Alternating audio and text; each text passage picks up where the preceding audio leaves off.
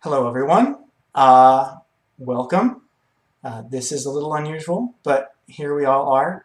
I am not the person that you are here to see, so sorry about that. I will be off the screen in just a couple minutes. I just wanted to take a couple minutes to welcome everyone, to give people a chance to recognize that the feed had actually started so they can go grab their Totino's pizza rolls or put on their pants or take off their pants or whatever they happen to be doing with their pants.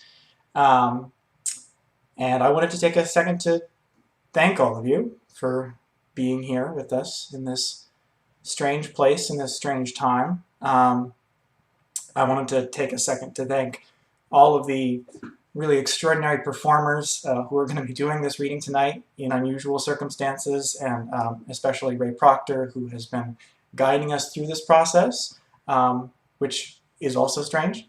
I'm using the word strange a lot because things are strange.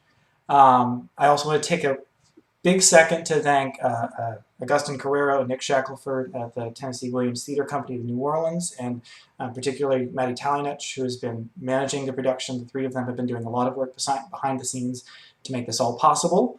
And if I would be remiss if I didn't mention, if you want to help continue to make live theater possible in New Orleans, even in these very unusual times, you should feel free to check out the TWTC. They're at TW Theater NOLA. That's theater with an R-E, not E-R. TWTheaterNOLA.com.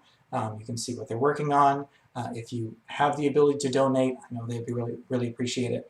But that should pretty much cover it. I'm going to get out of your hair now, and I'm going to hand things off to the people that you came here to see. So thank you for being here with us, and I hope you enjoy the show.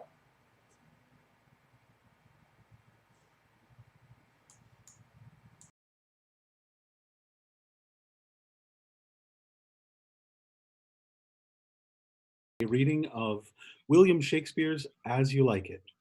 Let the cast introduce themselves. My name is Julia Deloise. I'm reading Rosalind. Hi, my name is Matthew Retz, and I'm reading Orlando. Hi, my name is James Jurgen, and I'll be reading Duke Senior. My name is James Bartell, and I'll be reading Jaques. My name is Trina Beck. I'll be reading Zelia. Hi, my name is Matt Reed. I'll be reading Duke Frederick. Hello, I'm Keith Clattery, and I'll be reading Touchstone. Hi, I'm Kate Kuhn, and I'll be reading for Corin. Hello, I'm Jonathan, and I'll be reading Oliver. Hello, my name is Reed Williams, and I'll be reading Sylvius. Hi, I'm Drew. I'm going to be reading Phoebe. Leslie Clavery. Hi, I'm Leslie Clavery. I'll be reading Audrey. And without further ado, Act 1, Scene 1, William Shakespeare's As You Like It. An orchard outside of Oliver's house. Enter Orlando and Adam. As I remember, Adam, it was upon this fashion bequeathed me by will, but poor 1,000 crowns, and, as thou sayest, charged my brother on his blessing to breed me well. And there begins my sadness. My brother Jaques, he keeps at school, and report speaks goldenly of his profit. For my part, he keeps me rustically at home, or, to speak more properly, stays me here at home unkempt. For call you, that keeping for a gentleman of my birth, that differs not from the stalling of an ox. His horses are bred better, for besides that they are fair with their breeding, they are taught their manage, and to that end riders dearly hired. But I, his brother, gain nothing under him but growth, for the which his animals on his dunghills are as much bound to him as I.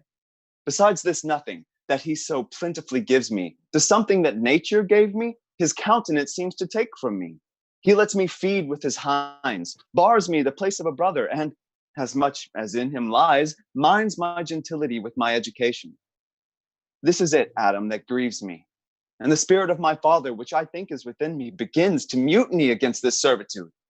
I will no longer endure it, though yet I know no wise remedy how to avoid it.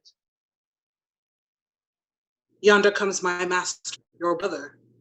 Go apart, Adam, and thou shalt hear how he will shake me up. Enter Oliver. Now, sir, what make you here? Nothing. I'm not taught to make anything. What mar you then, sir? Marry, sir, I am helping you to mar that which God made, a poor, unworthy brother of yours with idleness. Marry, sir, be better employed, and be not a while. Shall I keep your hogs and eat husks with them? What prodigal portion have I spent that I should come to such penury? Know you where you are, sir? Oh, sir, very well, here in your orchard. Know you before whom, sir? Aye, better than him I am before knows me. I know you are my eldest brother, and in the gentle condition of blood, you should so know me. The courtesy of nation allows you my better, in that you are the firstborn. But the same tradition takes not away my blood. Were there 20 brothers betwixt us, I have as much of my father in me as you, albeit I confess your coming before me is nearer to his reverence. What, boy? Come, come, elder brother, you are too young in this. Wilt thou lay hands on me, villain? I am no villain. I am the youngest son of Sir Roland de Boys. He was my father, and he is thrice a villain that says such a father begot villains. Wert thou not my brother, I would not take this hand from thy throat till this other hand had pulled out thy tongue for saying so. Thou hast railed on thyself. Sweet masters, be patient for father's remembrance. Be at accord. Let me go, I say. I will not, till I please. You shall hear me. My father charged you in his will to give me good education. You have trained me like a peasant, obscuring and hiding from me all gentlemanlike qualities. The spirit of my father grows strong in me, and I will no longer endure it. Therefore, allow me such exercises as may become a gentleman, or give me the poor lottery my father left me by testament. With that, I will go buy my fortunes. And what wilt thou do? Beg, when that is spent? Well, sir, get you in. I will not long be troubled with you. You shall have some part of your will, I pray you. Leave me. I will no further offend you than becomes me for my good. Get you with him, you old dog. Is old dog my reward? Most true, I have lost my teeth in your service. God be with my old master. He would not have spoke such a word. Exit Orlando and Adam. Is it even so? Begin you to grow upon me.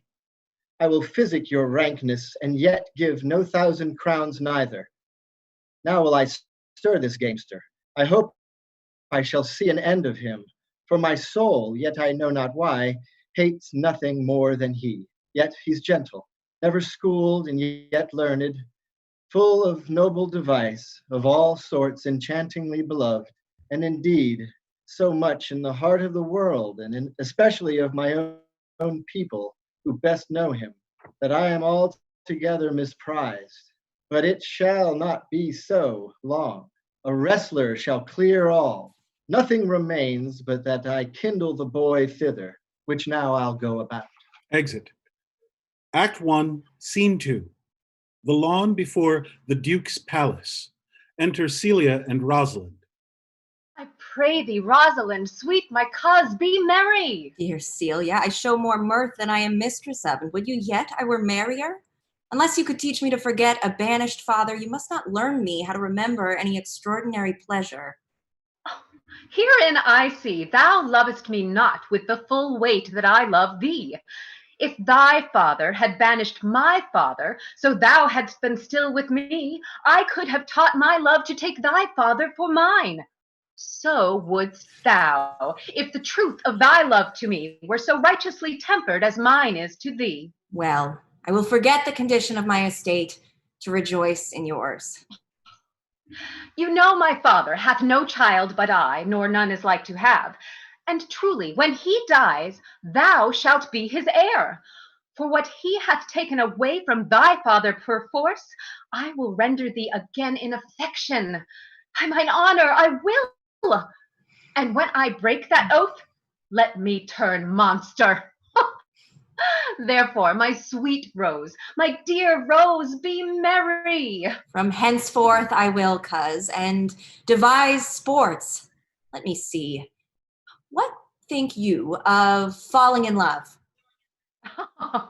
Marry, I prithee do, to make sport withal, but love no man in good earnest, nor no further in sport, neither than with the safety of a pure blush thou mayst in honor come off again. Enter Touchstone. Oh, bonjour, Monsieur Touchstone. What's the news? Fair princess, you have lost much good sport. Sport? Of what color? What color, madam? How shall I answer you? As wit and fortune will. Or as the destinies decree. You amaze me, ladies. I would have told you of good wrestling, which you have lost the sight of. You tell us the manner of the wrestling. I will tell you the beginning, and if it please your ladyships, you may see the end. For the best is yet to do, and here, where you are, they are coming to perform it. Well, the beginning, that is dead and buried. There comes an old man and his 3 sons, 3 proper young men of excellent growth and presence. The eldest of the 3 wrestled with Charles, the Duke's wrestler, which Charles in a moment threw him and broke 3 of his ribs, that there is little hope of life in him. So he served the 2nd, and so the 3rd. Yonder they lie, the poor old man, their father, making such pitiful dole over them that all the beholders take his part with weeping. But is there any else longs to see this broken music in his sides? Is there yet another dotes upon rib breaking? Shall we see this wrestling, cousin? You must, if you stay here, for here is the place appointed for the wrestling, and they are ready to perform it. Oh, yonder, sure, they are coming. Let us now stay and see it. With a flourish, enter Duke Frederick and Orlando. Come on, since the youth will not be entreated, his own peril on his forwardness. Is yonder the man? Even he, madam. Oh, alas, he is too young, yet he looks successfully.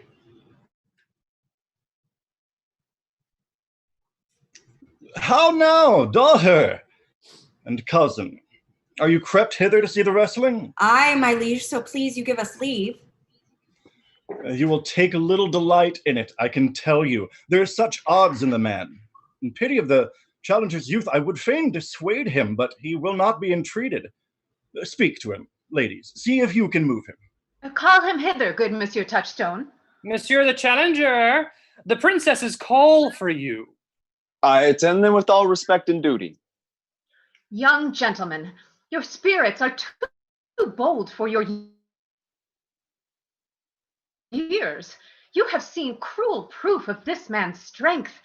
If you saw yourself with your eyes or knew yourself with your judgment, the fear of your adventure would counsel you to a more equal enterprise. We pray you, for your own sake, to embrace your own safety and give over this attempt. Do, young sir. Your reputation shall not therefore be misprized. We will make it our suit to the Duke that the wrestling might not go forward. I beseech you, punish me not with your hard thoughts, wherein I confess me much guilty to deny so fair and excellent ladies anything. But let your fair eyes and gentle wishes go with me to my trial, wherein if I be foiled, there is but one shame that was never gracious, if killed, but one dead that was willing to be so. I shall do my friends no wrong, for I have none to lament me. The world no injury, for in it I have nothing. Only in the world I fill up a place, which may be better supplied when I have made it empty. The little strength that I have, I would it were with you. And mine, to eke out hers. Fare you well. Pray heaven I be deceived in you. Your heart's desires be with you. Now, Hercules, speed thy speed, young man. They rest. Oh, excellent young man.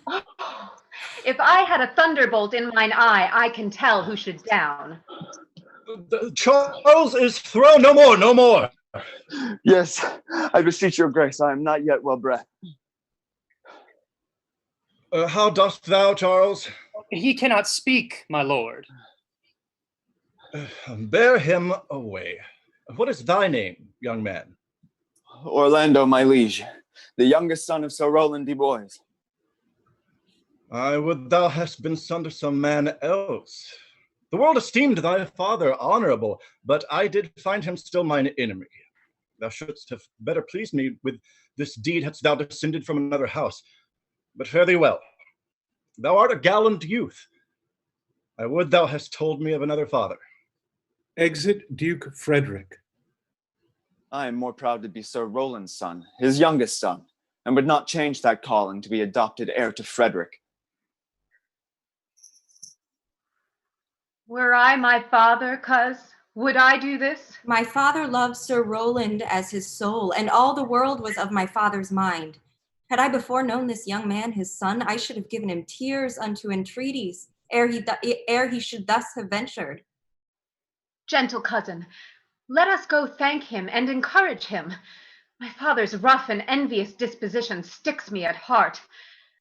Sir, you have well deserved. If you do keep your promises in love, but justly, as you have exceeded all promise, your mistress shall be happy. Gentlemen, Rosalind gives Orlando a chain from her neck. wear this for me. One out of suits with fortune, that could give more, but that her hand lacks means. Shall we go, cuz? Aye. Fare you well, fair gentlemen. Can I not say I thank you? My better parts are all thrown down, and that which here stands up is but a quintain, a mere lifeless block. He calls us back. Oh, my pride fell with my fortunes. I'll ask him what he would. Did you call, sir? Sir, you have wrestled well and overthrown more than your enemies. Will you go, cuz? Have with you. Fare you well. Exit Rosalind and Celia. What passion hangs these weights upon my tongue? I cannot speak to her, yet she urged conference. Oh, poor Orlando, thou art overthrown, or Charles or something weaker masters thee. Enter Touchstone. Good sir, I do in friendship counsel you to leave this place, albeit you have deserved high commendation, true applause, and love. Yet such is now the Duke's condition that he misconstrues all that you have done. The Duke is a humorous. What he is indeed more suits you to conceive that I to speak of. I thank you, sir. And pray you, tell me this. Which of the two was daughter of the Duke that was here at the wrestling? Neither his daughter, if we judge by manners. But yet, indeed, the lesser is his daughter. The other is daughter to the banished Duke, and here detained by her usurping uncle to keep his daughter company, whose loves are dearer than the natural bond of sisters. I rest much bounden to you. Fare you well. Exit Touchstone. Thus must I from the smoke into the smother, from tyrant Duke to tyrant brother. But heavenly Rosalind. Exit Orlando. Act 1, Scene 3. A room in the palace. Why, cousin. Why, Rosalind. Cupid have mercy, not a word. Not one to throw at a dog. No, thy words are too precious to be cast away upon curs. Throw some of them at me. Come, lame me with reasons. Then there were two cousins laid up, when the one should be lamed with reasons and the other mad without any. But is all this for your father? No, some of it is for my child's father. Oh, how full of briars is this working day world. Come, wrestle with thy affection. Oh, they take the part of a better wrestler than myself. Oh, a good wish upon you. You will try in time in despite of a fall. But turning these jests out of service, let us talk in good earnest. Is it possible, on such a sudden, you should fall into so strong a liking with old Sir Roland's youngest son? The Duke, my father, loved his father dearly. Doth it therefore ensue that you should love his son dearly? By this kind of chase, I should hate him, for my father hated his father dearly. Yet I hate not Orlando. No, faith, hate him not for my sake. Why should I not? Doth he not deserve well? Let me love him for that, and do you love him because I do? Look, here comes the Duke. With his eyes full of anger. Enter Duke Frederick. Mistress, dispatch you with your safest haste and get you from our court. Me, uncle? You, cousin. within these 10 days, that if thou beest found so near our public court as 20 miles, thou diest for it. I do beseech your grace, let me the knowledge of my fault bear with me. Never so much as in a thought unborn did I offend your highness. Thus do all traitors. Let it suffice thee that I trust thee not. Yet your mistrust cannot make me a traitor. Tell me whereon the likelihood depends. Thou art thy father's daughter, that's enough. So was I when your highness took his kingdom. So I when your highness banished him. Treason is not inherited, my lord. Or if we did derive it from our friends, what's that to me? My father was no traitor. Then good my liege, mistake me not so much to think my poverty is treacherous.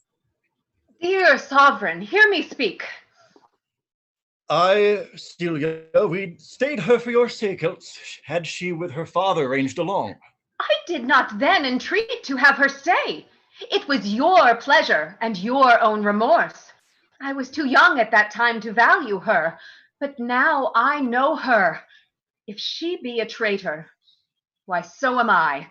We still have slept together, rose at an instant, learned, played, eat together, and wheresoe'er we went, like Juno's swans, still we went coupled and inseparable.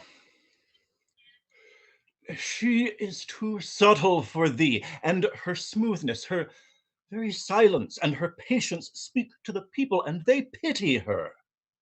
Thou art a fool.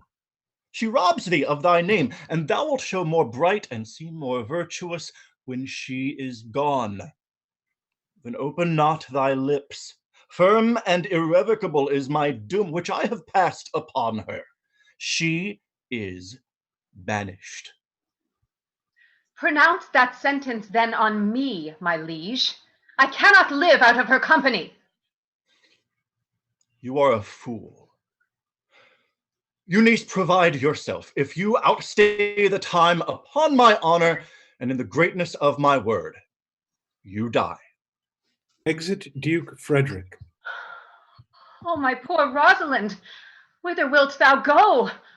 I charge thee, be not thou more grieved than I am. I have more cause. Thou hast not, cousin. Prithee, be cheerful. Know'st thou not, the Duke hath banished me, his daughter? That he hath not. No, hath not? Rosalind lacks then the love which teacheth thee that thou and I am one. Shall we be sundered? Shall we part, sweet girl? No, let my father seek another heir.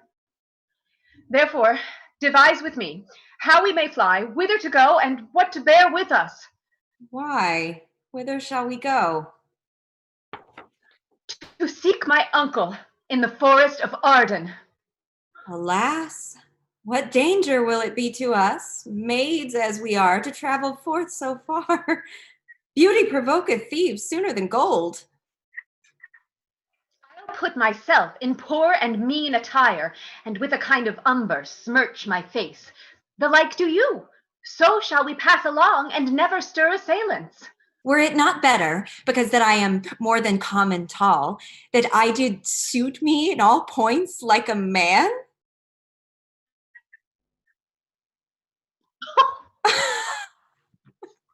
What shall I call thee when thou art a man? I'll have no worse a name than Jove's own page, and therefore look you call me Ganymede. What will you be called? Oh, something that hath a reference to my state. No longer Celia, but Aliena. What cousin? What if we essayed to steal the clownish fool out of your father's court? Would he not be a comfort to our travel? Oh, he'll go along o'er the wide world with me. Leave me alone to woo him. Let's away, and get our jewels and our wealth together. Devise the fittest time and the safest way to hide us from pursuit that will be made after my flight. Now go we in content to liberty and not to banishment. Exit Celia and Rosalind. Act 2, Scene 2. Before Oliver's house.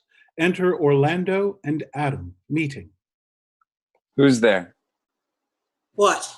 My young master? Oh, my gentle master, Oh, my sweet master, oh, you memory of old Sir Roland. Why, what took you here? Your praises come too swiftly home before you. Why? What's the matter? Oh, unhappy youth, come not within these doors. Within this roof, the enemy of all your grace lives. Your brother, no brother. Yet the son, yet not the son. I will not call him son. Of him I was about to call his father, hath heard your praises. And this night he means to burn the lodging where you used to lie. I overheard him and his practices. This is no place. This house is but a butchery. Abhor it, fear it, do not enter it. Why, whither, Adam, wouldst thou have me go? No matter whither, so you come not here. What? Wouldst thou have me go and beg my food? Or with a base and boisterous sword enforce a thievous living on the common road? This I must do, or know not what to do. Yet this I will not do how I can. I rather will subject me to the malice of a diverted blood and bloody brother. But do not so. I have 500 crowns, the thrifty hire I saved under your father, which I did store to be my foster nurse, when service should in my old limbs lie lame and unregarded age in corners thrown. Take that, and heed that doth the raven feed, yea, providently caters for the sparrow. Be comfort to my age. Here is the gold, and all this I give you. Let me be your servant. Though I look old, yet let me go with you.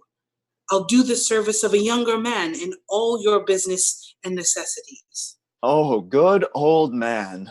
How well in thee appears the constant service of the antique world, when service sweat for duty, not for meed. But come thy ways, we'll go along together, and ere we have thy youthful wages spent, we'll light upon some settled low content. Master, go on, and I will follow thee to the last gasp with truth and loyalty.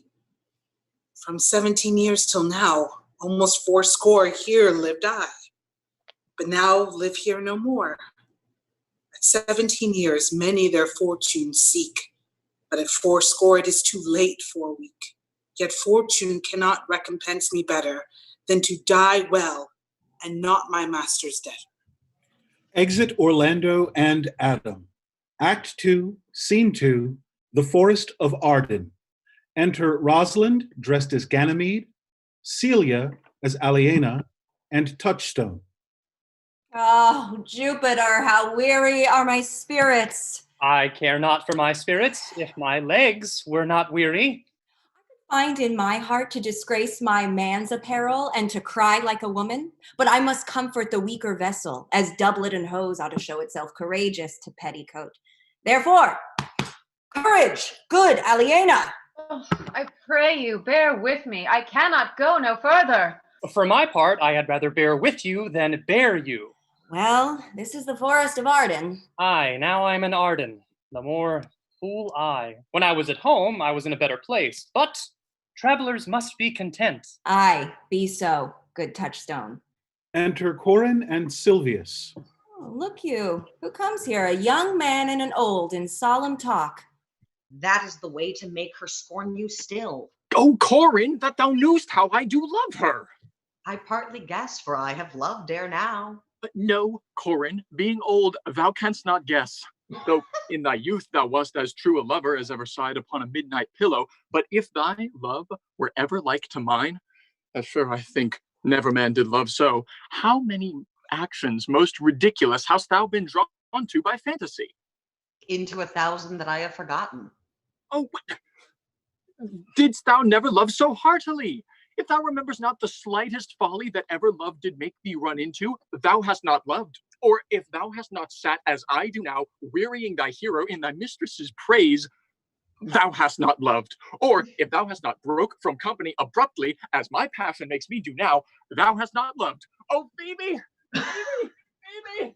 Phoebe! Exit Silvius. Alas, poor shepherd, searching of thy wound, I have by hard adventure found mine own. And I mine.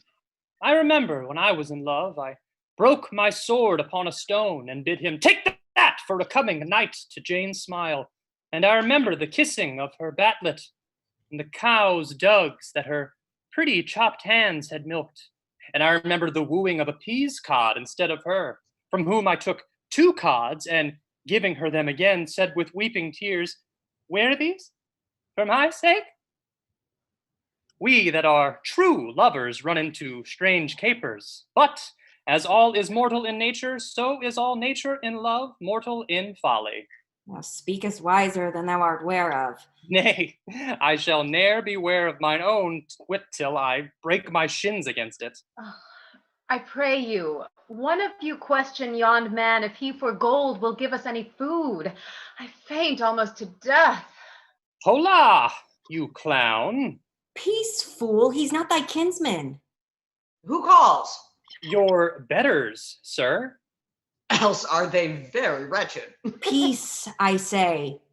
Good even to you, friend. And to you, gentle sir, and to you all. I prithee, shepherd, if that love or gold can in this desert place buy entertainment, bring us where we may rest ourselves and feed. Here's a young maid with travel much oppressed and faints for succor. Fair sir, I pity her, and wish for her sake more than for mine own. My fortunes were more able to relieve her. But I am shepherd to another man, and do not shear the fleeces that I graze. My master is of churlish disposition, and little recks to find the way to heaven by doing deeds of hospitality. Besides, his coat, his flocks, and bounds of feed are now on sale, and at our sheepcote now, by reason of his absence, there is nothing that you will feed on.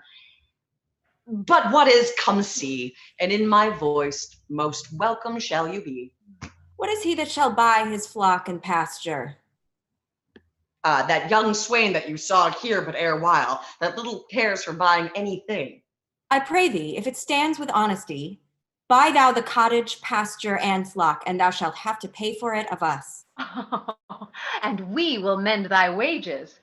I like this place, and willingly could waste my time in it. Assuredly, the thing is to be sold. Go with me. If you like upon report the soil, the profit, and this kind of life, I will your very faithful feeder be and buy it with your gold right suddenly.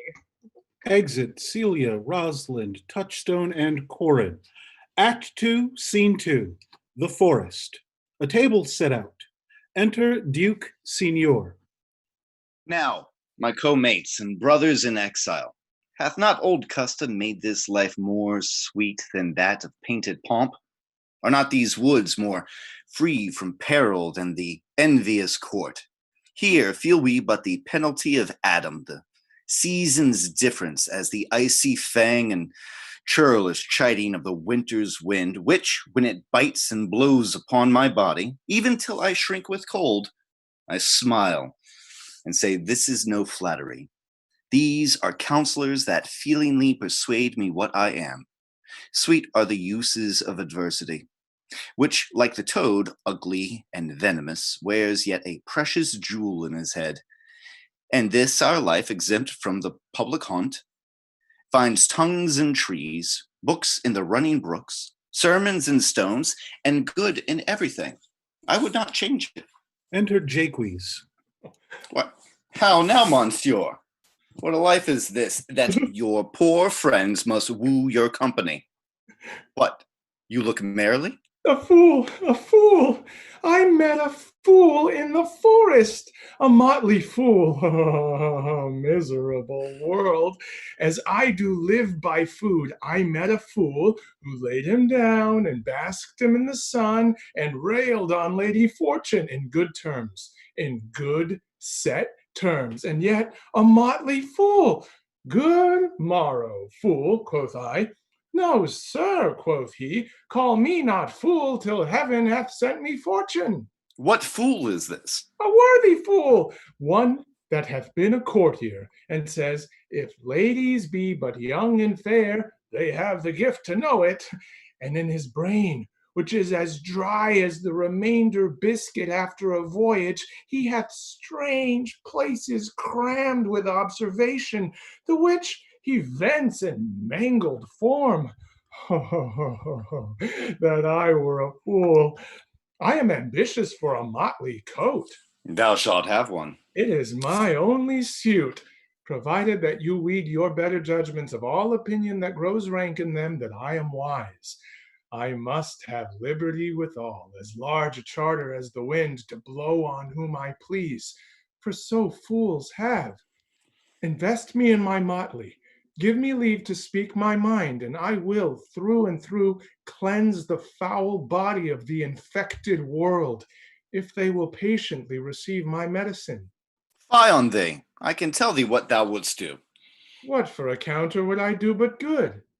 Most mischievous foul sin in chiding sin, for thou thyself hast been a libertine, as sensual as the brutish sting itself, and all the embossed sores and headed evils that thou with license of free foot hast caught, wouldst thou disgorge into the general world. But who comes here? Enter Orlando with his sword drawn. Forbear, and eat no more. Why, I have eat none yet. Nor shalt not, till necessity be served. Of what kind should this cock come of? Art thou thus boldened, man, by the distress, or else a rude despiser of good manners, that in civility thou seemest so empty? You touched my vein at first. The thorny point of bare distress have taken from me the show of smooth civility. Yet I am inland bred, and know some nurture. But forbear, I say, he dies that touches any of this fruit, till I and my affairs are answered. And you will not be answered with reason. I must die. What would you have? Your gentleness shall force more than your force move us to gentleness. I almost die for food, and let me have it. Sit down and feed. Welcome to our table. Speak you so gently? Pardon me, I pray you. I thought that all things had been savage here, and therefore put I on the countenance of a stern commandment. But whatever you are, that in this desert inaccessible, under the shade of melancholy boughs, lose and neglect the creeping hours of time. If ever you have looked on better days, if ever been where bells have knolled to church, if ever sat at any good man's feast, if ever from your eyelids wiped a tear, and know what 'tis to pity and be pitied, let gentleness of my strong enforcement be, in the which hope I blush and hide my sword. True is it that we have seen better days, and have with holy bell been knolled to church, and sat at good men's feast, and wiped our eyes of drops that sacred pity hath engendered. And therefore sit you down in gentleness, and take upon command what help we have, that to your wanting may be administered. Then, but forbear your food a little whiles like a doe I go find my fawn and give it food. There is an old poor man who after me hath many weary a step, limped in pure love, till he be first sufficed. I will not touch it a bit. Go, find him out, and we will nothing waste till you return. I thank ye, and be blessed for your good comfort. Exit Orlando. Thou seest, we are not all alone unhappy. Hmm. Its wide and universal theater presents more woeful pageants than the scene wherein we play in. All the world's a stage, and all the men and women merely players. They have their exits and their entrances, and one man in his time plays many parts, his act being 7 ages. At first, the infant, mewling and puking in the nurse's arms, and then the whining schoolboy with his satchel and shining morning face, creeping like snail, unwillingly to school, and then the lover, sighing like furnace with a woeful bow made to his mistress' eyebrow. Then a soldier, full of strange oaths and bearded like the pard, jealous in honor, sudden and quick in quarrel, seeking the bubble reputation even in the cannon's mouth. And then the justice, in fair round belly with good capon lined, with eyes severe and beard of formal cut, full of wise saws and modern instances, and so he plays his part. The sixth age shifts into the lean and slippered pantaloon, with spectacles on nose and pouch on side, and his youthful hose well saved, a world too wide for his shrunk shank, and his big manly voice turning again towards childish treble, pipes and whistles in his sound. Last scene of all, that ends this strange, eventful history, is second childishness and mere oblivion. Sans teeth, sans eyes, sans taste, sans everything. Re-enter Orlando and Adam. Welcome. Set down your venerable burthen and let him feed. I thank you most for him. So had you need. I scarce can speak to thank you for myself. Welcome. Fall to. If that you were the good Sir Roland's son, as you have whispered faithfully you were, and as mine eye doth his effigies witness most truly limned and living in your face, be truly welcome hither. I am the Duke that loved your father. The residue of your fortune go to my cave and tell me. Good old man, thou art right welcome as thy master is. Support him by the arm, give me your hand, and let me all your fortunes understand. Exit. Act 3, Scene 1, The Forest. Enter Orlando with a paper. Hang there my verse, in witness of my love. And thou, thrice crowned queen of night, survey with thy chaste eye from thy pale sphere above, thy huntress name that my full life doth sway. O Rosalind! These trees shall be my books, and in their barks my thoughts I'll character, that every eye which in this forest looks shall see thy virtue witnessed everywhere. Run, run, Orlando, carve on every tree the fair, the chaste, and unexpressive she. Exit Orlando. Enter Corin and Touchstone. And how like you this shepherd's life, Master Touchstone? Truly, shepherd, in respect of itself, it is a good life. But in respect that it is a shepherd's life, it is not. Hast any philosophy in thee, shepherd? No more, but that I know the more one sickens, the worse at ease he is, and that he that wants money, means, and content is without three good friends, that the property of rain is to wet and fire to burn, that good pasture makes fat sheep, and that a great cause of the night is lack of the sun. Such a one is a natural philosopher. Wast ever in court, shepherd? No, truly. Then thou art damned. Nay, I hope. Truly, thou art damned like an ill roasted egg all on one side. For not being at court, your reason? Why, if thou never wast at court, thou never sawest good manners. If thou never sawest good manners, then thy manners must be wicked, and wickedness is sin, and sin is damnation. Not a whit, Touchstone. Those that are good manners at the court are as ridiculous in the country as the behavior of the country is most mockable at the court. You told me you salute not at the court, but you kiss your hands. That courtesy would be uncleanly if courtiers were shepherds. Instance, briefly. Come, instance. Why, we are still handling our ewes, and their fells, you know, are greasy. Why do not your courtiers' hands sweat? And is not the grease of a mutton as wholesome as the sweat of a man? Shallow, a better instance, I say, come. Besides, our hands are hard?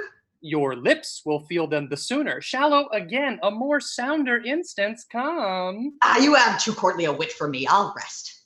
Wilt thou rest damned? God help thee, shallow man, God make incision in thee, thou art raw. Sir, I am a true laborer. I earn that I eat, get that I wear, owe no man hate, envy no man's happiness, glad of other men's good, content with my harm, and the greatest of my pride is to see my ewes graze and my lambs suck. That is another simple sin in you, to bring the ewes and rams together and to offer to get your living by their copulation of cattle? Here comes my young master Ganymede, my new mistress's brother. Enter Rosalind carrying a paper. From the east to western end, no jewel is like Rosalind. Her worth, being mounted on the wind through all the world, bears Rosalind.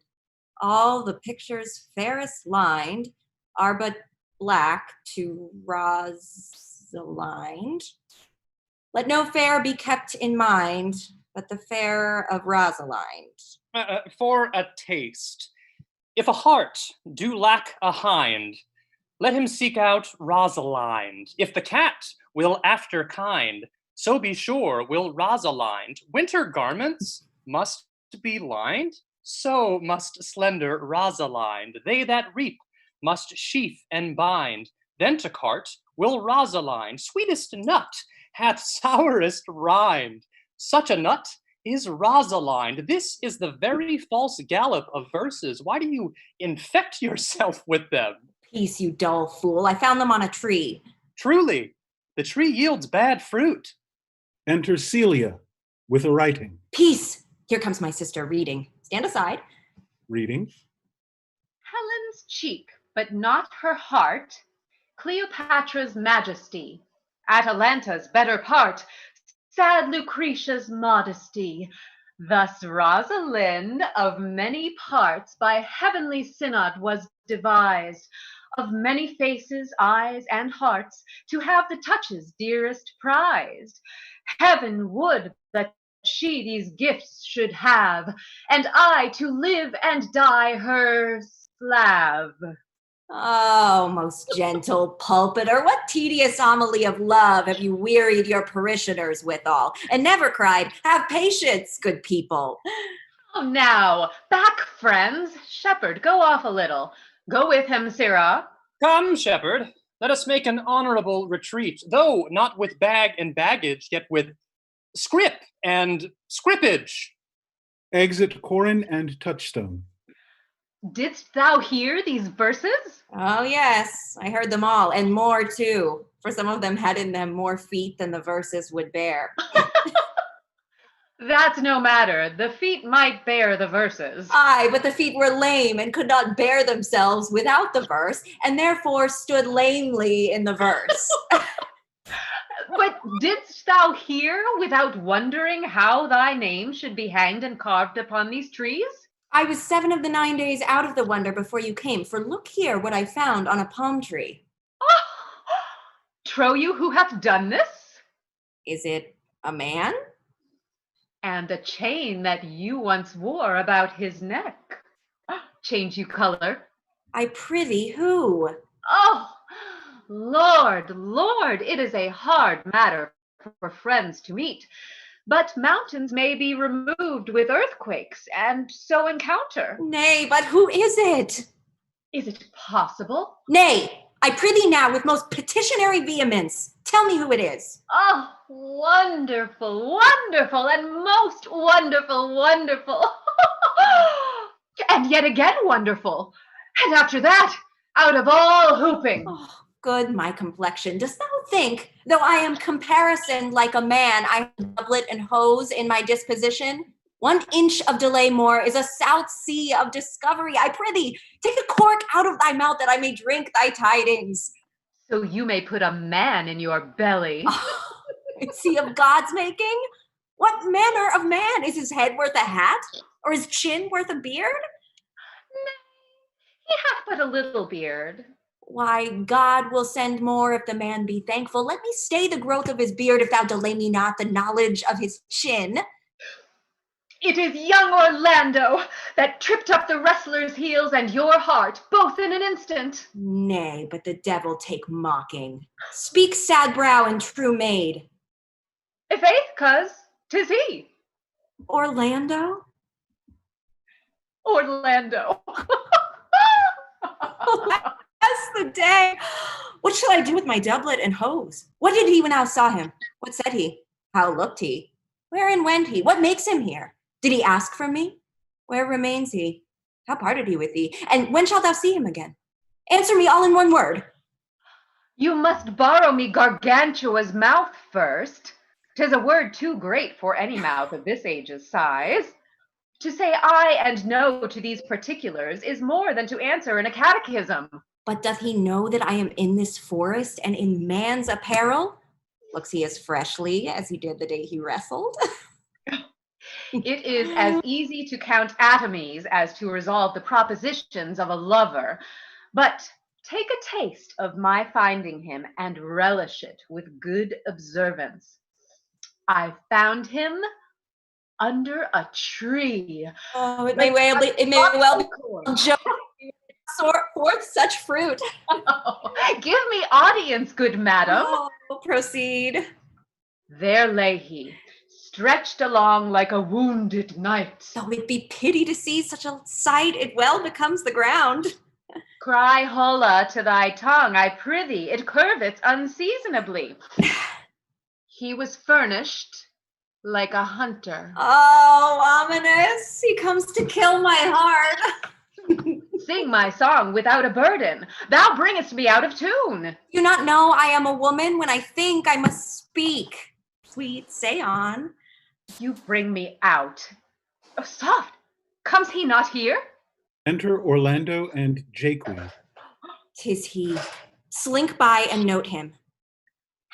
I thank you for your company, but good faith, I had as lief have been myself alone. And so had I. But yet, for fashion's sake, I thank you too for your society. God be with you. Let's meet as little as we can. I do desire we may be better strangers. I pray you, mar no more trees with writing love songs in their barks. I pray you, mar no more of my verses with reading them ill-favoredly. Rosalind is your love's name. Yes, just. I do not like her name. There was no thought of pleasing you when she was christened. What stature is she of? Just as high as my heart. You are full of pretty answers. Will you sit down with me, and we two will rail against our mistress, the world, and all our misery? I will chide no breather in the world but myself, against whom I know most faults. The worst fault you have is to be in love. 'Tis a fault I will not change for your best virtue. I am weary of you. By my troth, I was seeking for a fool when I found you. He is drowned in the brook. Look but in, and you shall see him. There I shall see mine own figure. Which I take to either be a fool or a cipher. I'll tarry no longer with you. Farewell, good Signor Love. I am glad of your departure. Adieu, good Monsieur Melancholy. Exit Jaques. I will speak to him like a saucy lackey, and under that habit, play the knave with him. Do you hear, Forester? Very well. What would you? I pray you, what is it o'clock? You should ask me what time of day. There is no clock in the forest. Then there is no true lover in the forest, else sighing every minute and groaning every hour would detect the lazy foot of time as well as a clock. Where dwell you, pretty youth? Shepherdess, my sister, here in the skirts of the forest, like fringe upon a petticoat. Are you native of this place?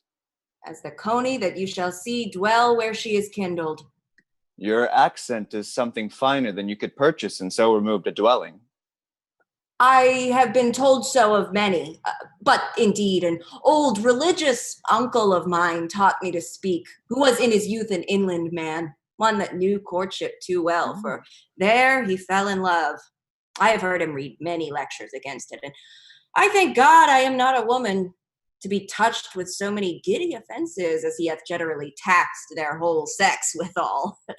Can you remember any of the principal evils that he laid to the charge of women?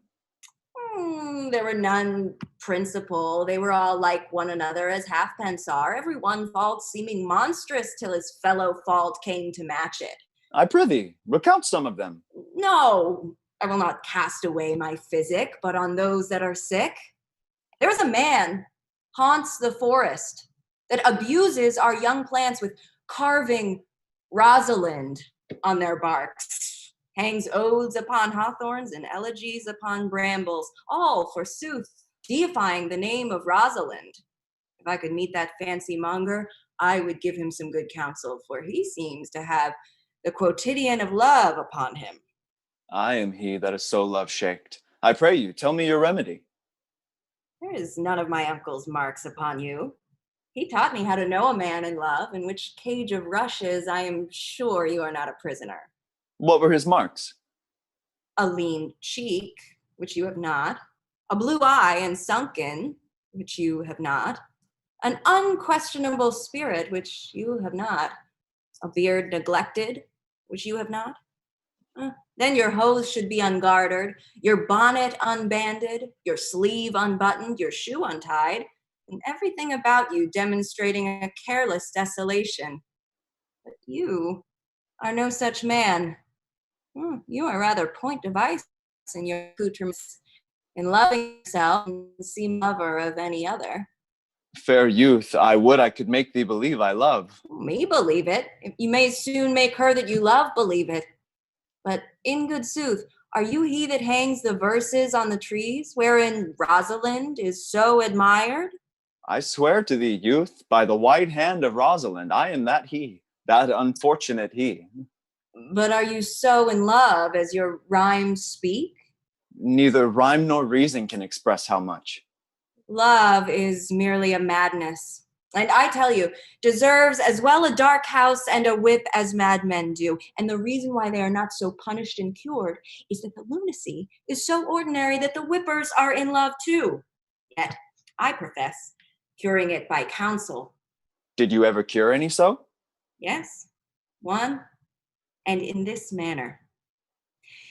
He was to imagine me love mistress, and I set him every day to woo me, at which time would I, being but moonish youth, would grieve, be effeminate, changeable, longing and liking, proud, fantastical, apish, shallow, inconstant, full of tears, full of smiles, for every passion something, and for no passion truly anything. And thus I cured him. And this way will I take upon me to wash your liver as clean as a sound sheep's heart, that there shall not be a spot of love in it. I would not be cured, youth. I would cure you, if you would but call me Rosalind, and come every day to my cote and woo me. Now, by the faith of my love, I will. Tell me where it is. Go with me to it, and I'll show you. And by the way, you shall tell me where in the forest you live. Will you go? With all my heart, good youth. Nay, you must call me Rosalind. Come, sister, will you go? Exit.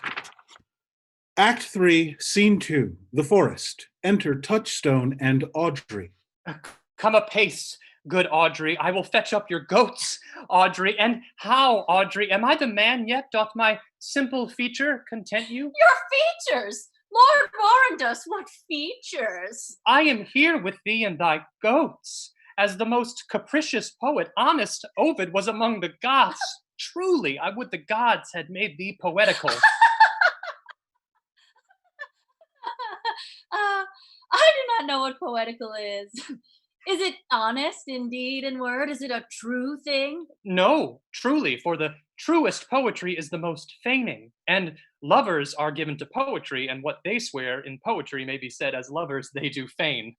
Do you wish then that the gods had made me poetical? I do, truly, for thou swearest to me thou art honest. Now, if thou wert a poet, I might have some hope thou didst feign. Would you not have me honest? No, truly, unless thou wert hard favored, for honesty coupled to beauty is to have honey a sauce to sugar. Well, I am not fair, and therefore I pray the gods make me honest. Truly, and to cast away honesty upon a foul slut were to put good meat into an unclean dish. I am not a slut, though I thank the gods I am foul. Well, praised be the gods for thy foulness. Sluttishness may come hereafter, but be it as it may be, I will marry thee. Well, the gods give us joy. Amen. A man may, if he were of a fearful heart, stagger in this attempt, for here we have no temple but the wood, no assembly but horn beasts. Exit Touchstone and Audrey. Act 3, Scene 3, The Forest. Enter Rosalind and Celia. Never talk to me, I will weep. Do, I prithee, but yet have the grace to consider that tears do not become a man. But have I not cause to weep? As good cause as one would desire, therefore weep. His hair is of the dissembling color. Oh, something browner than Judas's. Marry, his kisses are Judas's own children. In faith, his hair is of a good color. An excellent color. Your chestnut was ever the only color. And his kissing is as full of sanctity as the touch of holy bread. Oh, a nun of winter's sisterhood kisses not more religiously. The very ice of chastity is in them. But why did he swear he would come this morning and comes not? Nay, certainly, there is no truth in him. Do you think so? Yes. I think he is not a pick-purse nor a horse stealer. But for his verity in love, I do think him as concave as a covered goblet or a worm-eaten nut. Not true in love? Well, yes, when he is in, but I think he is not in. You have heard him swear downright he was. Was is not is. Besides, the oath of a lover is no stronger than the word of a tapster. They are both the confirmer of false reckonings. He attends here in the forest on the Duke your father. I met the Duke yesterday and had much question with him. He asked me of what parentage I was. I told him of as good as he. So he laughed and let me go. But what talk we of fathers when there is such a man as Orlando? Oh, that's a brave man. He writes brave verses, speaks brave words, swears brave oaths, and breaks them bravely. But all's brave that youth mounts and folly guides. Who comes here? Enter Silvius and Phoebe. Oh, sweet Phoebe, do not scorn me. Do not, Phoebe. Say that you love me not, but say not so in bitterness. The common executioner, whose heart the accustomed sight of death makes hard, falls not the axe upon the humbled neck, but first begs pardon. Will you sterner be than he that dies and lives by bloody drops? I would not be thy executioner. I fly thee, for I would not injure thee. Oh, dear Phoebe, if ever, as that ever may be near, you meet in some fresh cheek the power of fancy, then shall you know the wounds invisible that love's keen arrows make.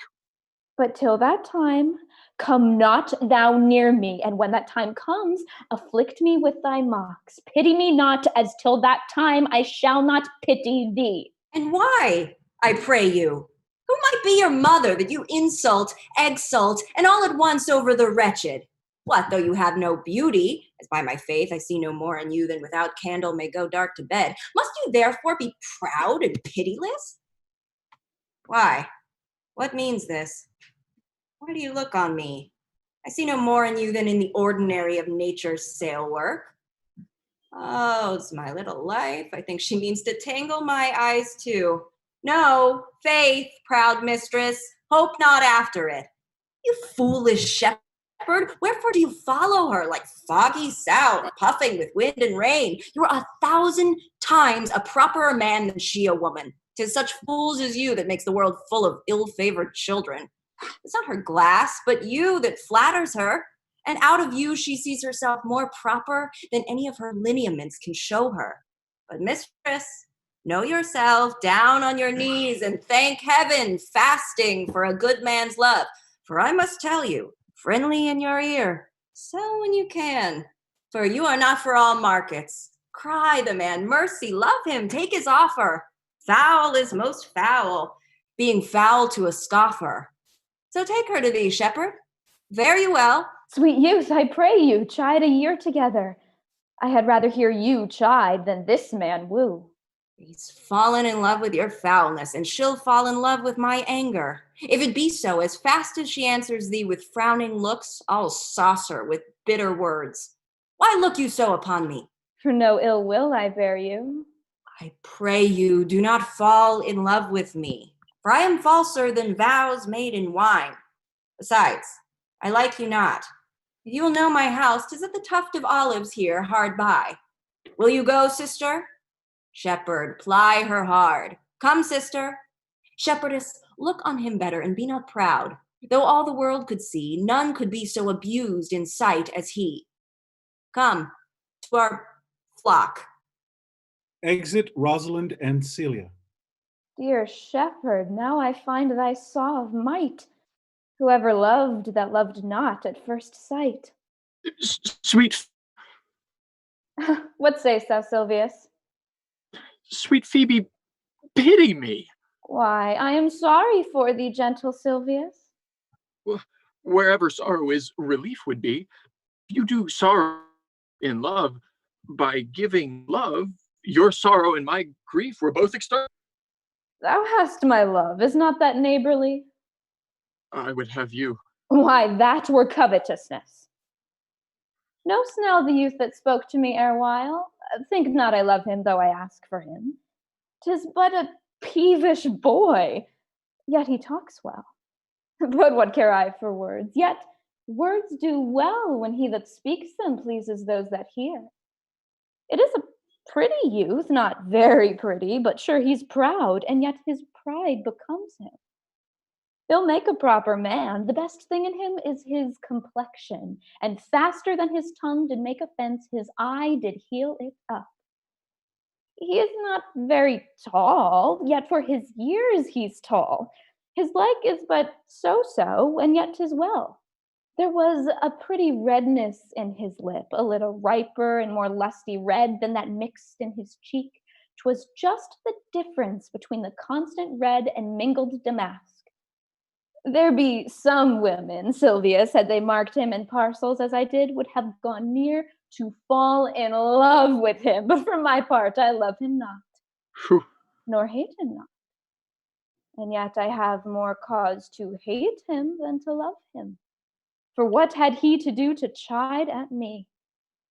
I'll write a letter to him, a very taunting letter, and thou shalt bear it. Wilt thou, Silvius? Phoebe, with all my heart. I'll write it straight. The matter's in my head and in my heart. I will be bitter with him and passing short. Go with me, Silvius. Exit Phoebe and Silvius. Act 4, Scene 1, The Forest. Enter Rosalind, Celia, and Jaques. I prithee, pretty youth, let me be better acquainted with thee. They say you are a melancholy fellow. I am so. I do love it better than laughing. Those that are in extremity of either are abominable fellows and betray themselves to every modern censure worse than drunkards. Why, 'tis good to be sad and say nothing. Why then 'tis good to be a post. I have neither the scholar's melancholy, which is emulation, nor the musician's, which is fantastical, nor the courtier's, which is proud, nor the soldier's, which is ambitious, nor the lawyer's, which is politic, nor the lady's, which is nice, nor the lover's, which is all of these. But it is a melancholy of mine own, compounded of many simples, extracted from many objects, and indeed the sundry's contemplation of my travels, in which my often rumination wraps me in a most humorous sadness. A traveler! By my faith, you have great reason to be sad. I fear you have sold your own lands to see other men's. Then to have seen much and to have nothing is to have rich eyes and poor hands. Yes, I have gained my experience. And your experiences make you sad. I had rather have a fool to make me merry than experience to make me sad, and to travel for it too. Enter Orlando. Good day and happiness, dear Rosalind. Nay then, God be with you when you talk in blank verse. Exit Jaques. Farewell, Monsieur Traveler. Look you lisp and wear strange suits. Disable all the benefits of your own country. Be out of love with your nativity, and almost chide God for making you that countenance that you are, or I will scarce think you have swam in a gondola. Why? How now, Orlando? Where have you been all this while? You, a lover, and you serve me such another trick, never come in my sight more. My fair Rosalind, I come within an hour of my promise. Break an hour's promise in love. He that will divide a minute into 1,000 parts and break but a part of the 1,000th part of a minute in the affairs of love, it may be said of him that Cupid hath clapped him on the shoulder, but I'll warrant him heart whole. Pardon me, dear Rosalind. Nay, and you be so tardy, come no more in my sight. I had as lief be wooed of a snail. Of a snail? Aye, a snail. For though he comes slowly, he carries his house on his head. A better jointure, I think, than you make a woman. Besides, he brings his destiny with him. What's that? Why, horns, which such as you are fain to be beholding to your wives for. But he comes armed in his fortunes and prevents the slander of his wife. Virtue is no horn maker, and my Rosalind is virtuous. And I am your Rosalind. It pleases him to call you so, but he hath a Rosalind of a better leer than you. Come, woo me, for now I am in a holiday humor and like enough to consent. What would you say to me now? And I were your very, very Rosalind. I would kiss before I spoke. Nay, you were better speak first, and when you were gravelled for lack of matter, you might take occasion to kiss. How, if the kiss be denied? Then she puts you to entreaty, and there begins new matter. Who could be out, being before his beloved mistress? Marry, that should you if I were your mistress, or I should think my honesty ranker than my wit. What, of my suit? Not out of your apparel, and yet out of your suit. Am I not your Rosalind? I take some joy to say you are, because I would be talking of her. Well, in her person, I say I will not have you. Then in mine own person I die. No, Faith, die by attorney. The poor world is almost 6,000 years old, and in all this time there was not any man died in his own person, videlicet in a love cause. I would not have my right Rosalind of this mind, for I protest her frown might kill me. By this hand it will not kill a fly. But come, now I will be your Rosalind in a more coming-on disposition, and ask me what you will, I will grant it. Then love me, Rosalind. Yes, Faith, will I, Fridays and Saturdays and all.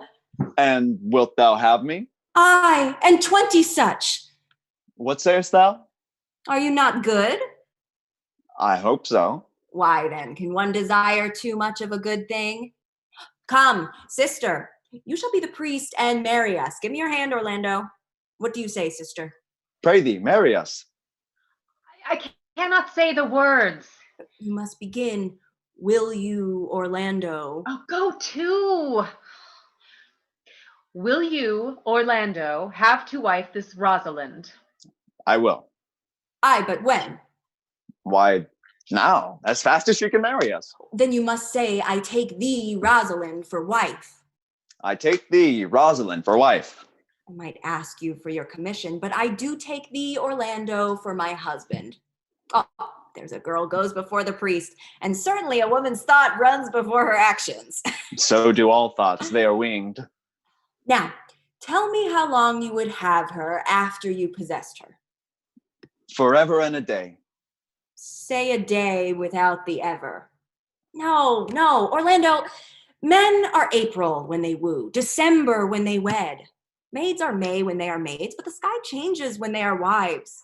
I will be more jealous of thee than a Barbary cock pigeon over his hen, more clamorous than a parrot against the rain, more newfangled than an ape, more giddy in my desires than a monkey. I will weep for nothing like Diana in the fountain, and I will do that when you are disposed to be merry. I will laugh like a hyena, and that when thou art inclined to sleep. But will my Rosalind do so? By my life, she will do as I do. Oh, but she is wise. Or else she could not have the wit to do this. The wiser, the waywarder. Make the doors upon a woman's wit, and it will out at the casement. Shut that, and it will twill out at the keyhole. Stop that, 'twill fly with the smoke out at the chimney. For these 2 hours, Rosalind, I will leave thee. Alas, dear love, I cannot lack these 2 hours. I must attend the Duke at dinner. By 2 o'clock, I will be with thee again. Aye, go your ways, go your ways. I knew what you would prove. My friends told me as much, and I thought no less. That flattering tongue of yours won me. 'Tis but one castaway, and so Come, death. 2 o'clock is your hour? Aye, sweet Rosalind. By my troth, and in good earnest, and so God mend me, and by all pretty oaths that are not dangerous, if you break 1 jot of your promise or come 1 minute behind your hour, I will think you the most pathetical break promise and the most hollow lover and the most unworthy of her that you call Rosalind, that may be chosen out of the gross band of the unfaithful. Therefore beware my censure and keep your promise. With no less religion than if thou wert indeed my Rosalind. So adieu. Well, time is the old justice that examines all such offenders. And let time try. Adieu. Exit Orlando. You have simply misused our sex in your love prate. We must have your doublet and hose plucked over your head and show the world what the bird hath done to her own nest. Oh, cuz, my pretty little cuz, that thou didst know how many fathoms deep I am in love. But it cannot be sounded. My affection hath an unknown bottom, like the Bay of Portugal. Or rather bottomless, that as fast as you pour affection in, it runs out. I'll tell thee, Aliena, I cannot be out of the sight of Orlando. I'll go find a shadow and sigh till he come. And I'll sleep. Exit Celia and Rosalind. Act 4, Scene 2, The Forest. Enter Rosalind and Celia. How say you now? Is it not past 2 o'clock? And here much Orlando. Oh, I warrant you, with pure love and troubled brain, he hath ta'en his bow and arrows and is gone forth to sleep. Look, who comes here? Enters Silvius. My errand is to you, fair youth. My gentle Phoebe did bid me give you this. I know not the contents, but as I guess by the stern brow and waspish action, it bears an angry tenor. Oh, pardon me, I am but as a guiltless messenger. She Phoebes me. Mark how the tyrant writes. Reading. Art thou God to shepherd turned, that a maiden's heart hath burned? Whilst you chid me, I did love. How then might your prayers move? He that brings this love to thee little knows this love in me, and by him seal up thy mind, whether that thy youth and kind will the faithful offer take of me and all that I can make, or else by him my love deny, and then I'll study how to die. Can a woman rail thus? Call you this railing? Alas, poor shepherd. Do you pity him? No, he deserves no pity. Wilt thou love such a woman? What, to make thee an instrument and play false strains upon thee? Not to be endured. Well, go your way to her, for I see love hath made thee a tame snake. And say this to her, that if she loves me, I charge her to love thee. If she will not, I will never have her unless thou entreat for her. If you be a true lover, hence, and not a word, for here comes more company. Exit Silvius. Enter Oliver.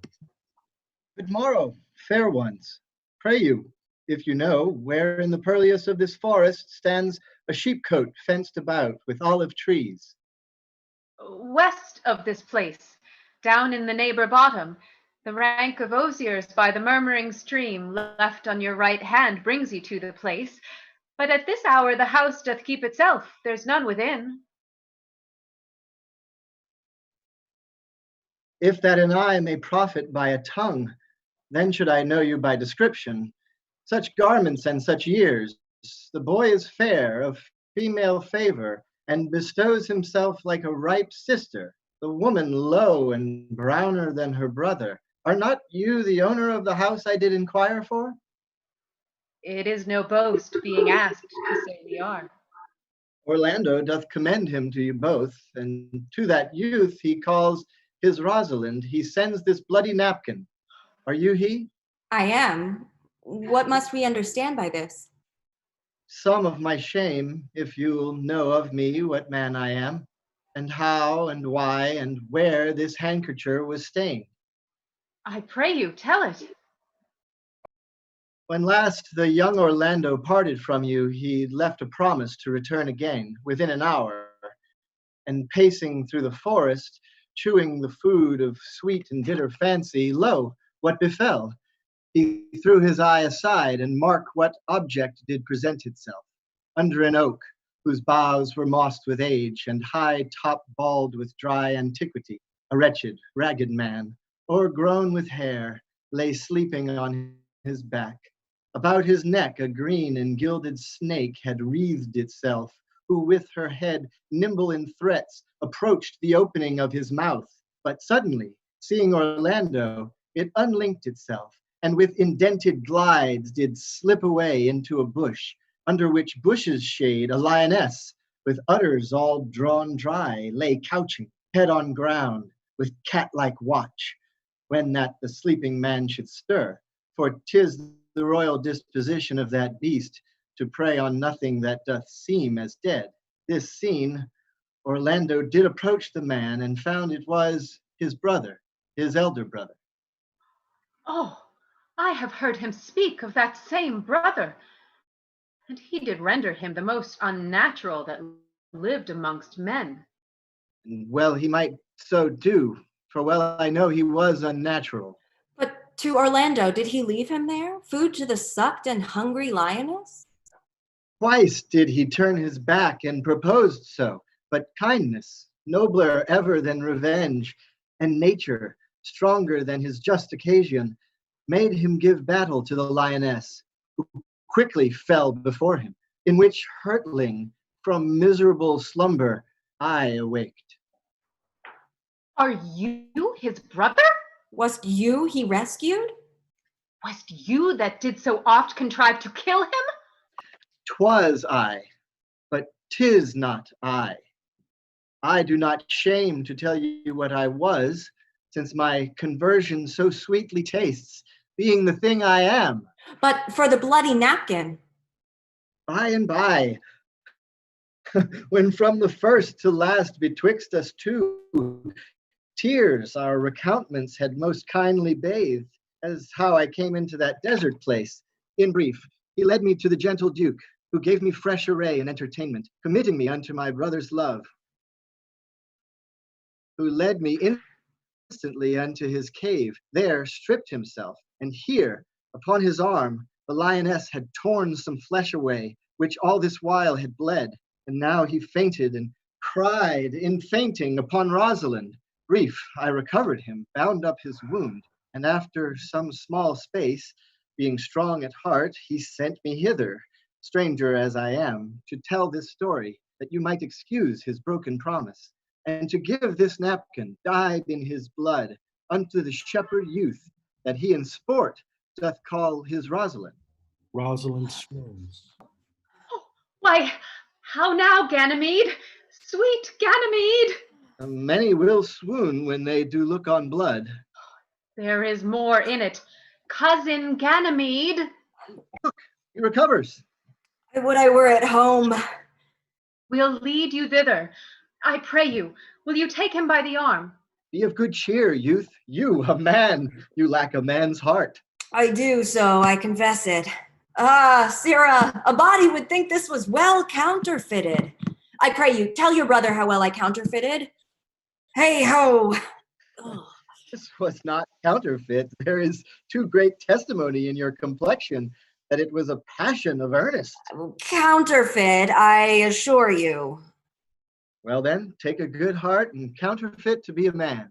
So I do, but if faith I should have been a woman by right.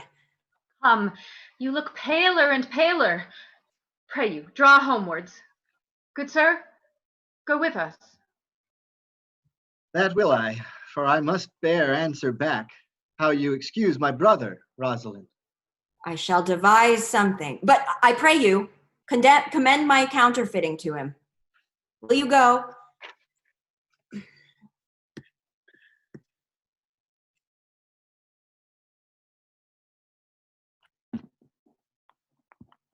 Act 5, Scene 1, The Forest. Enter Touchstone and Audrey. Tomorrow is the joyful day, Audrey. Tomorrow will we be married. I do desire it with all my heart. And I hope it is no dishonest desire to be a woman of the world. Enter Corin. Enter Corin. I'll be Corin. Oh, master and mistress seeks you. Our master and mistress seeks you. Come, away, away. Trip, Audrey, trip, Audrey, I attend. Exit, Audrey and Touchstone and Corin. Act 5, Scene 2, The Forest. Enter Orlando and Oliver. Is't possible that on so little acquaintance you should like her? That but seeing you should love her, and loving woo, and wooing she should grant? And will you persevere to enjoy her? Neither call the giddiness of it in question, the poverty of her, the small acquaintance, my sudden wooing, nor her sudden consenting. But say with me, I love Aliena. Say with her that she loves me. Consent with both that we may enjoy each other. It shall be to your good, for my father's house and all the revenue that was old Sir Roland's will I estate upon you, and here live and die a shepherd. You have my consent. Let your wedding be tomorrow. Thither will I invite the Duke and all his contented followers. Go you and prepare Aliena, for look you, here comes my Rosalind. Enter Rosalind. God save you, brother. And you, fair sister. Exit Oliver. Oh, my dear Orlando, how it grieves me to see thee wear thy heart in a scarf. It is my arm. I thought thy heart had been wounded with the claws of a lion. Wounded it is, but with the eyes of a lady. Did your brother tell you how I counterfeited to swoon when he showed me your handkerchief? Aye, and greater wonders than that.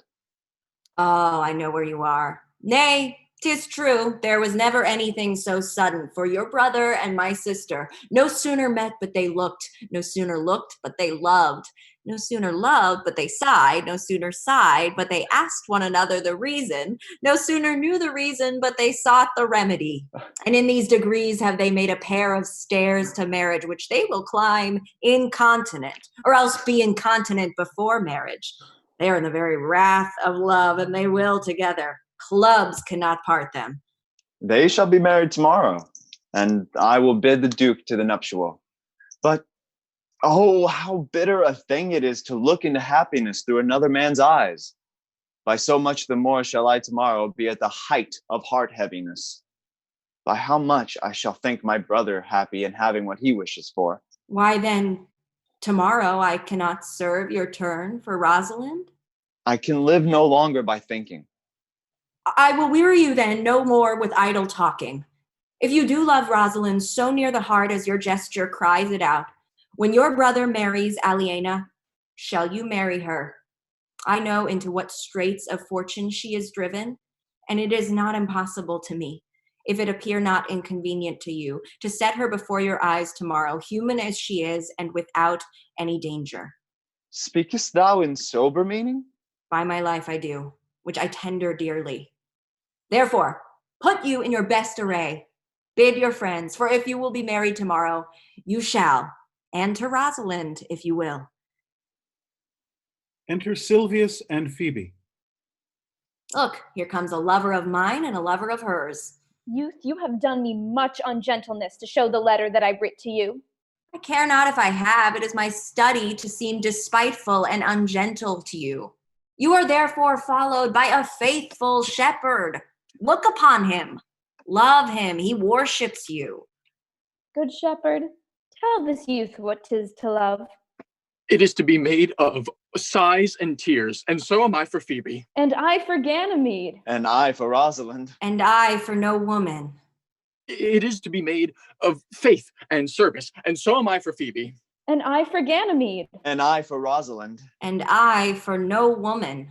It is to be all made of fantasy, all made of passion, and all made of wishes, all adoration, duty, and observance, all humbleness, all patience and impatience, all purity, all trial, all observance. And so am I for Phoebe. And so am I for Ganymede. And so am I for Rosalind. And so am I for no woman. If this be so, why blame you me to love you? If this be so, why blame you me to love you? If this be so, why blame you me to love you? Who do you speak to? Why blame you me to love you?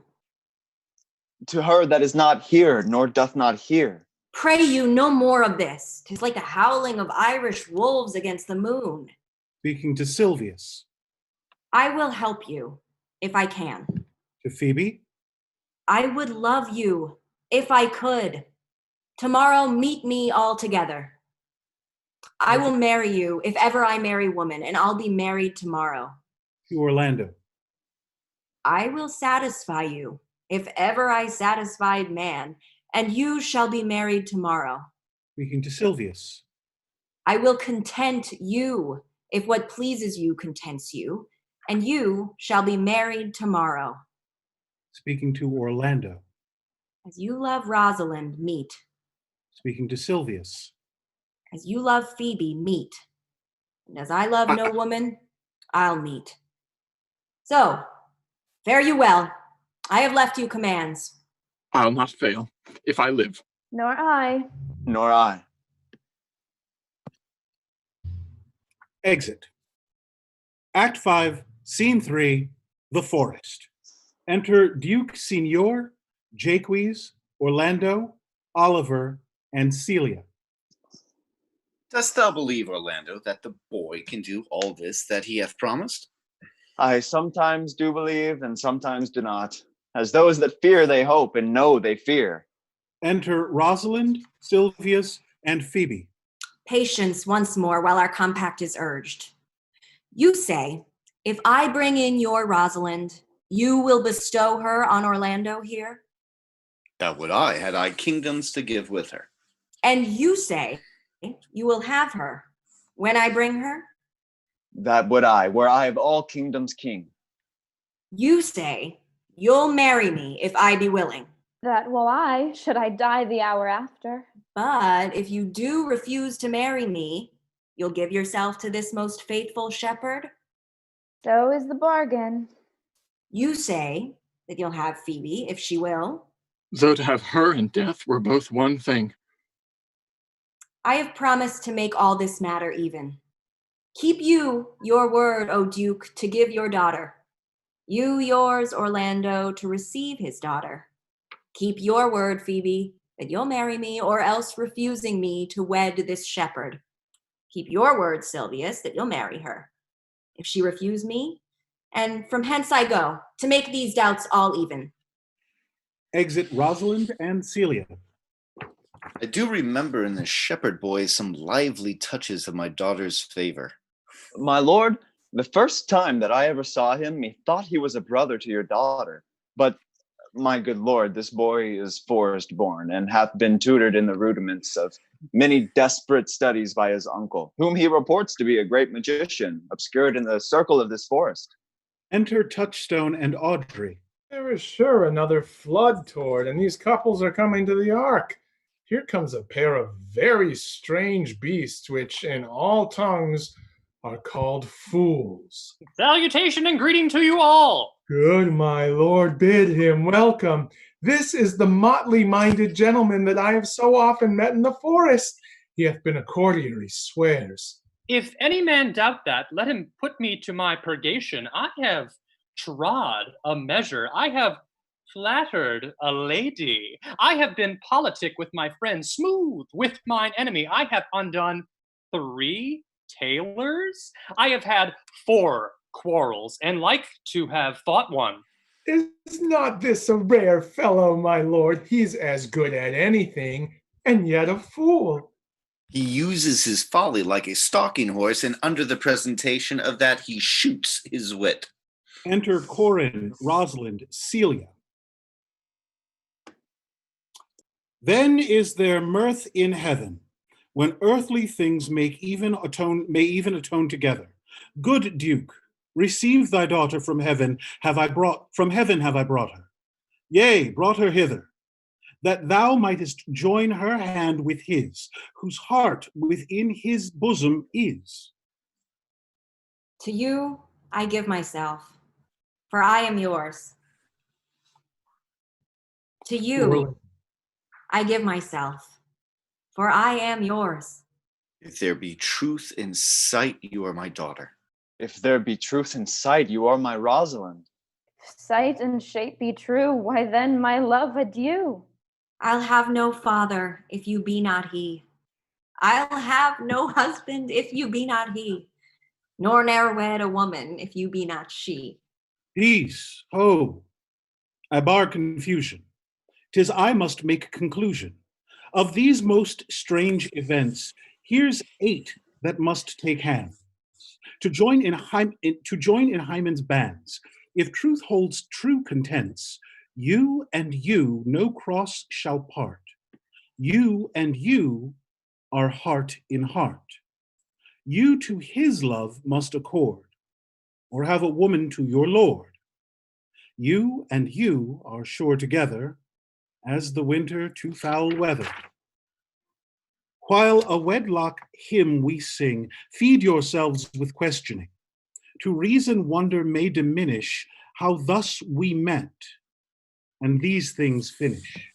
Oh, my dear niece, welcome thou art to me.